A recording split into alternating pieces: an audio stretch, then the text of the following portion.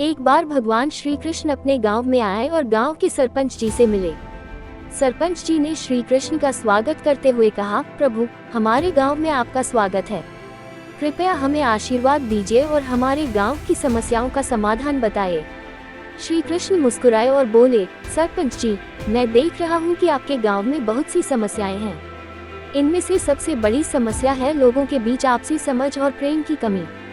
सरपंच जी ने चिंतित होकर पूछा, प्रभु, हम इस समस्या का समाधान कैसे कर सकते हैं? श्री कृष्ण ने समझाते हुए कहा, सबसे पहले तो आपको लोगों को एक दूसरे की सहायता करने के लिए प्रेरित करना होगा। जब लोग एक दूसरे के साथ प्रेम और सम्मान से पेश आएंगे तो उनकी बहुत सी समस्याएं अपने आप हल हो जाएंगी। फिर श्री कृष्ण ने एक छोटी सी कहानी सुनाई। एक बार एक छोटे से गांव में बहुत सारे पक्षी रहते थे। वहां के लोग हमेशा आपस में झगड़ते रहते थे। एक दिन वहां एक साधु आए और उन्होंने देखा कि गांव के लोग बहुत दुखी हैं। साधु ने उन लोगों को एक साथ बुलाया और कहा, यदि तुम सब मिलकर एक दूसरे की मदद करोगे और प्रेम से रहोगे तो तुम्हारे सभी दुख दूर हो जाएंगे।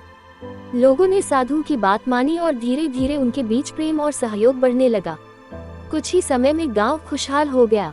श्री कृष्ण ने कहा, इस कहानी से यह सीख मिलती है कि जब हम मिलकर काम करते हैं और एक दूसरे की मदद करते हैं तो हमारे जीवन की समस्याएं आसानी से हल हो जाती हैं। सरपंच जी ने श्री कृष्ण की बात ध्यान से सुनी और उन्होंने गांव के लोगों को एकत्रित किया। उन्होंने श्री कृष्ण के उपदेश को सबके सामने रखा और सभी को प्रेम और सहयोग से रहने की प्रेरणा दी। धीरे धीरे गांव में शांति और समृद्धि लौट आई। इस प्रकार श्री कृष्ण के आशीर्वाद और उपदेश से गांव के लोग सुखी और संतुष्ट हो गए।